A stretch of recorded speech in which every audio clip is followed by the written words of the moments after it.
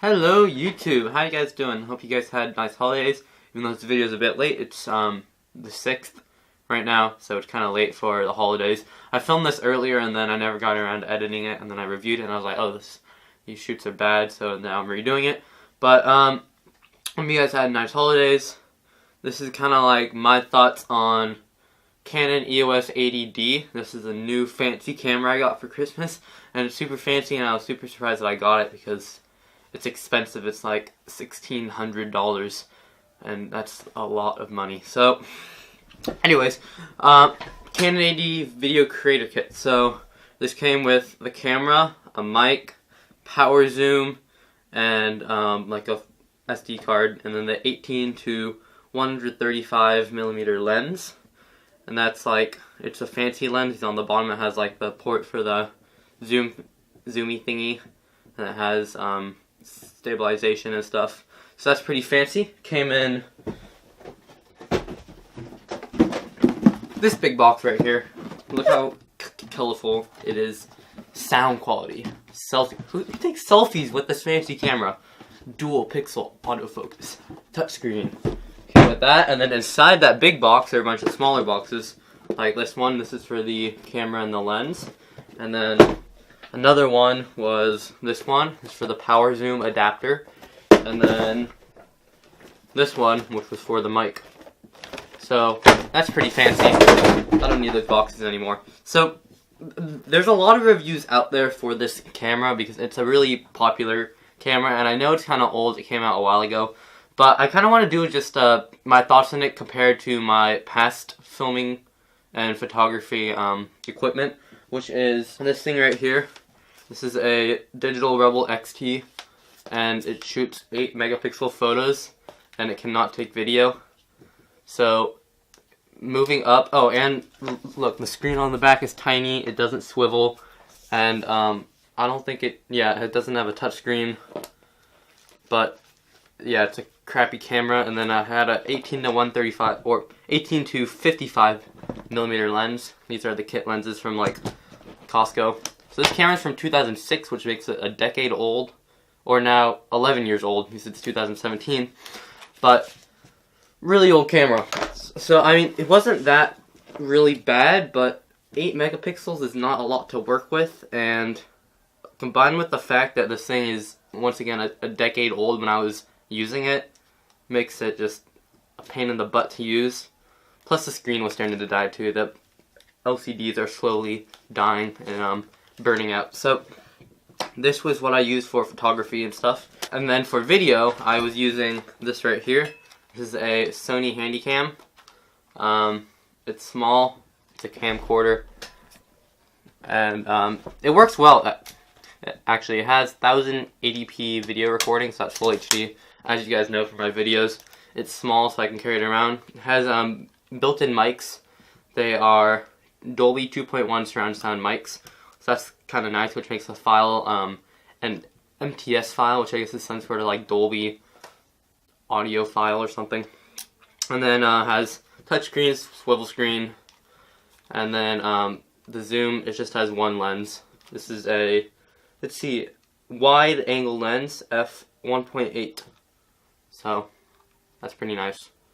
But this thing doesn't really do well because it's not manual. So when I have to like do things on it, it's all automatic. So like shutter speed, ISO, etc. That's all by itself. While on this thing, the 80D is all manual, so I can adjust that stuff myself and play around with these settings until I get something that I like. And that's really nice because when you're shooting like video and stuff, sometimes this thing gets really grainy because instead of like putting down the shutter speed, it instead like boosts up the ISO, which is not good because then I get a really grainy footage. Plus the sensor on this thing is much larger than on a Handycam. The cool things about this is not only the camera itself, but this is a sexy lens. So this lens, it's an 18 to 135 USM, so that just means that it's like really silent when adjusting focus and such, so that the mic won't pick it up. And that's really nice because like the way the lens is it's a really wide range. Before it was an 18 to 55 lens, which is a really small range. And then for telephoto, it was like 75 to 300, I think, so, which meant that I'd have to like switch lenses a lot. But with this thing, it's just one lens, so I can just play with it, and it's fun because it has a really wide range. Plus, it has a much wider aperture too. I believe it goes down to 3.5, while my other lenses only went down to like 4.5 because they're so old. So that's nice. Plus this lens, it's kind of a weird lens because I was playing around with it, like taking photos and stuff. And it's kind of like a macro lens because I've been able to take some pretty good macro shots, even though it's not like meant to be a macro lens, but you can still get pretty close up and get some really cool shots with it. And then, yeah, it's like a telephoto lens too. And all that, it has like really nice depth of field, so you get that nice blurry background. Not really here as much because the background's like right behind me and I'm not like zoomed in, but if I like zoomed in, then you kind of see it. I mean, I'll put in like an example shot, which is really cool. And then the mic on this thing is nice. It's the video mic Go, so you just plug it in and then you're done, because on some mics you have to like charge the batteries or put in some batteries and then you turn it on and then it goes. But this thing, you just plug it in so you don't have to like forget about recording audio and such, because some of my friends have the Rode Video Mic Pro, which is like upgraded version of this, and then it has like an on and off switch, and they've had times where they forget to turn it on, so it's not recording audio from that mic and it's recording from the built-in mic. And not that the built-in mic on this camera is bad, but it's it's on the camera itself, so if you play around with like dials and stuff, then you can hear it. And plus it's not directional, because this mic, if you point it one way, then you can hear something clear, while if you point it another way, like, you wouldn't be able to hear me as loud and clear. So that's nice. In terms of sound quality, I'm not really sure that it's really that much better sound quality than the built-in mic, because I'm not like a audio person as much. I'm just like, okay, audio is audio and that's good. So I don't really like notice the fine points of speaking and like sound and stuff. But it's still pretty nice. I like the directional feature. It's only one channel though, because this thing was a 2-channel, but that doesn't really matter to me as much because I don't even really know how to process that footage. So then the other thing that came with this camera, you have the mic, you have the lens, and then you have the power zoom. Power zoom, which is right here, is this kind of weird little package. It's like this. And you kind of just like slap it onto your camera on the bottom. It only works with this lens, the 18-135 lens. You just like plop it on the bottom, and then it's basically like a built-in zoom. There's like external things that do this too for like all lenses. This thing could do it too because it's like this kind of zoom. So it just allows you to like slow zoom or fast zoom at like a constant speed, because when you do it by hand, you know, it's kind of like jerky sometimes. But this thing is a nice constant speed. I don't really use it as much because I'm not really working on like times where I'm controlling the camera by itself. It's normally just me and then camera on a tripod stand, and then I'm just like talking to it, and I'm not like in the back of it like zooming in and stuff. But I mean, it's nice. I'll probably use it at some point for some sort of video project. It's cool.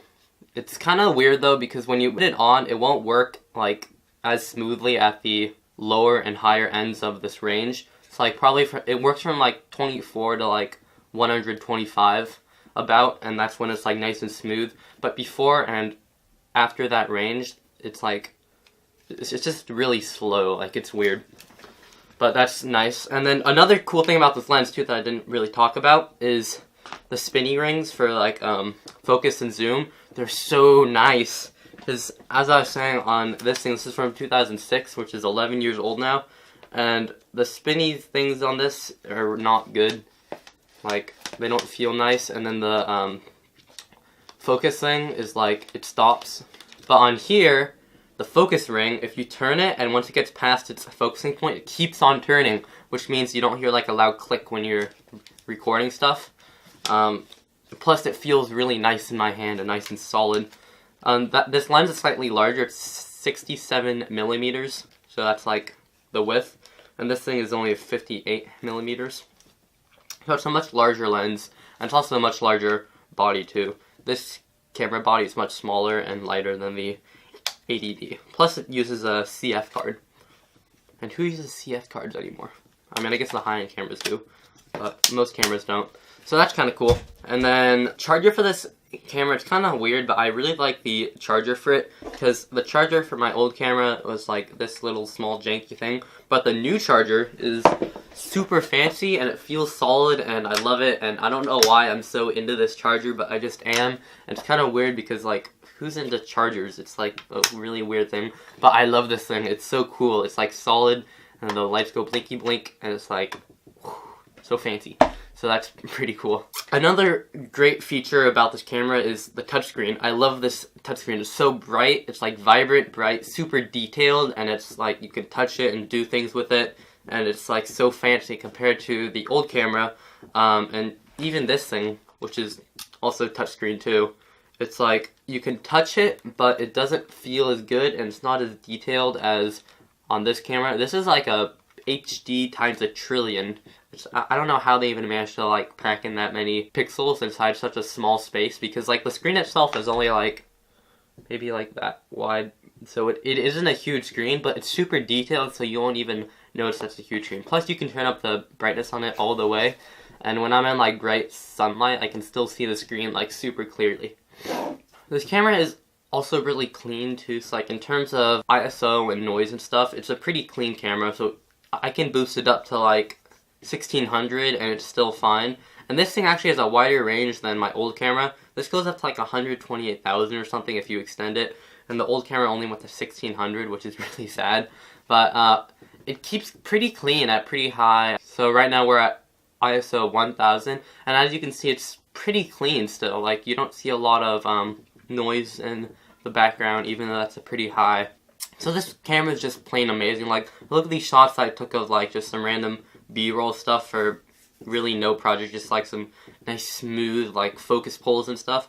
And it's just an amazing camera. Like, I couldn't do that with this because this thing doesn't even have manual focus. It's automatic. So, hope you guys enjoyed this video. If you guys like what you see, check out my other videos and consider subscribing. I post kind of cool stuff. Not really, it's kind of actually a boring channel, but whatever. Hope you guys enjoy this and see you next time.